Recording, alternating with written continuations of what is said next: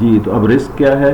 Risk इस company के लिए, मल्टीनेशनल कंपनी के लिए रिस्क ये है कि अगर 4 माह के बाद अगर यूरो वीक हो जाता है, डेप्रिशिएट हो जाता है, अगर यूरो डेप्रिशिएट हो जाए 4 माह के बाद, तो कंपनी को $420,000 मिलते हैं। कितना वीक हो जाए? लाइक हमने एग्जांपल ले लिया है 1.05 अगर हो जाए, पहले एक्सचेंज रेट जो है 1.1:1 है, तो अगर $1.05:1 यूरो हो जाए तो इस तरीके से यूरो जो है थोड़ा सा कमज़ोर हो जाएगी, वीक हो जाएगी, डेप्रिशिएट हो जाएगी।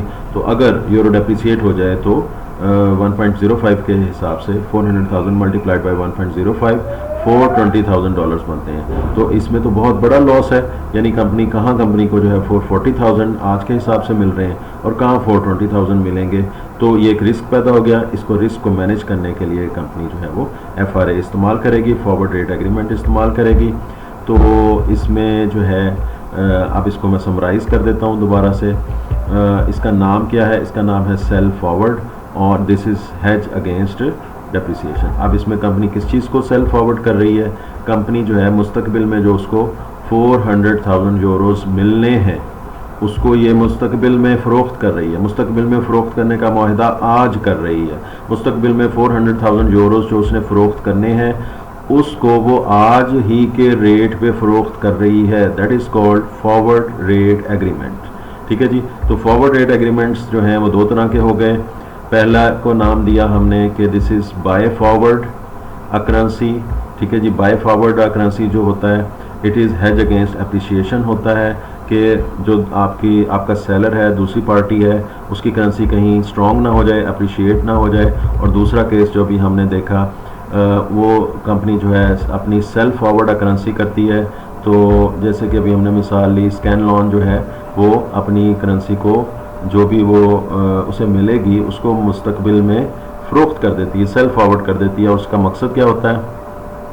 उसका मकसद ये होता है कि वो जो दूसरी पार्टी है, जो कि फॉरेन करेंसी वाली पार्टी है, जिन्होंने आपको पैसे देने हैं, उनकी करेंसी में डेप्रिसिएशन ना हो जाए। तो इसमें दोनों सिनेरियोज में आप गौर करें कि वहाँ सिंगापुरियन करेंसी में ख़तरा था कि वो अप्रिशिएट ना हो जाए।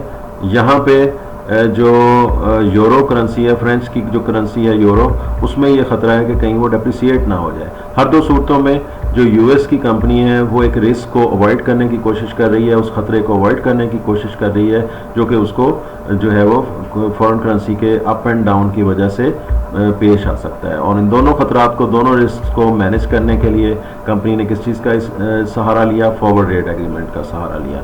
इस सारी बात को मैं आपके सामने समराइज़ कर रहा हूँ। बाय फॉरवर्ड पहला कॉन्ट्रैक्ट, ठीक है जी, उसके अंदर हेज अगेंस्ट एप्रिसिएशन यानी कि सिंगापोरियन डॉलर करेंसी के अगेंस्ट जो है वो हेज कर लिया गया। This is normally use to purchase या इंपोर्ट गुड्स, जैसे कि आपने तफसील से देख लिया। दूसरी आपने एग्जांपल देखी स्कैनलॉन की, that is sell forward currency. Here we see the hedge against depreciating currency, जो कि यूरो है। यूरो कहीं डेप्रिसिएट ना हो जाए उसके अगेंस्ट ये हेज होता है, रिस्क मैनेजमेंट की टेक्निक है। This is normally use to export the sell the goods.